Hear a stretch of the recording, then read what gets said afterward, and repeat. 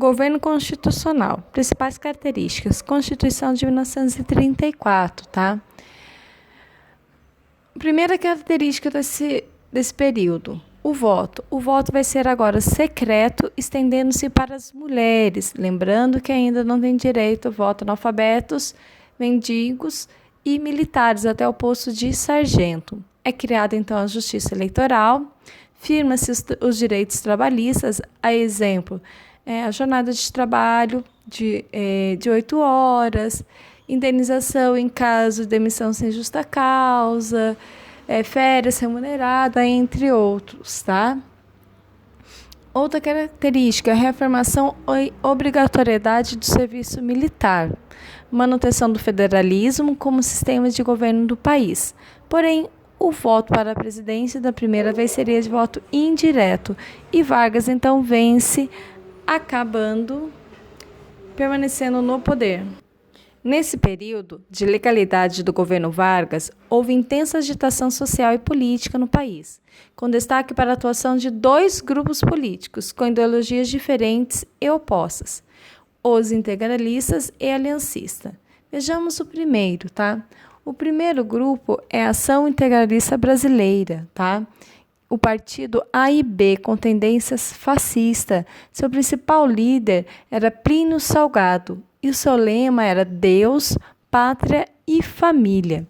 Dentre as ações e os princípios defendidos, destacava-se combate ao comunismo e ao liberalismo, o nacionalismo extremado, existência de um Estado poderoso dirigido pelo chefe da nação, disciplina e hierarquia dentro da sociedade, tá?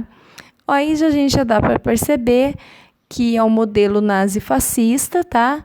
E submetiam a todos com uma rígida disciplina, tudo bem? O segundo é a Aliança Nacional Libertadora.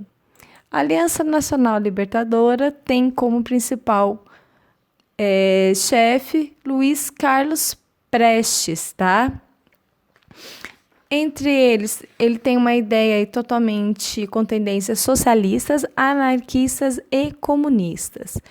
O programa político da ANL incluía o combate ao capitalismo e ao liberalismo, a estatização das empresas estrangeiras, o não pagamento da dívida externa brasileira. Além do mais, a realização de uma reforma agrária com distribuição de terras aos trabalhadores do campo e o combate ao latifúndio. O lema desse grupo era Pão, Terra e Liberdade. O governo Vargas declarou a ANL ilegal já no mesmo ano de criação, em 1935, e ordenou a prisão dos seus líderes sob a alegação que tinham uma intenção de promover um golpe de Estado no país. Resultado, então, pessoal, diante dessa opressão, melhor dizendo, dessa repressão governamental, os comunistas que participavam da ANL planejaram uma revolta militar contra o governo Vargas, que ficou conhecido como a Intentona Comunista, que ocorreu no ano de 1935. Ela promoveu uma série de rebeliões e batalhões de Natal, Recife, Rio de Janeiro. Porém, eles estavam muito mal organizados. Todas elas foram rapidamente dominadas pelas forças governamentais. A Intentona Comunista, então, serviu de pretexto para a radicalização do regime político de Vargas. Em nome do perigo comunista, foram presos sindicalistas, operários e militares e intelectuais. Tá? Aproveitando-se, então, da situação, Vargas cria o famoso Plano Cohen, que na realidade era uma farsa, tá?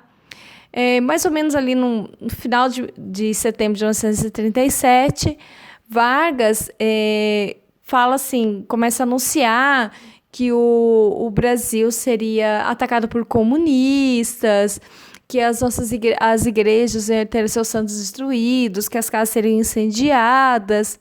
Resultado, tudo isso uma farsa do governo. Assim, em nome do combate ao perigo comunista, foi decretado estado de sítio e a polícia prendeu grande número de adversários do governo.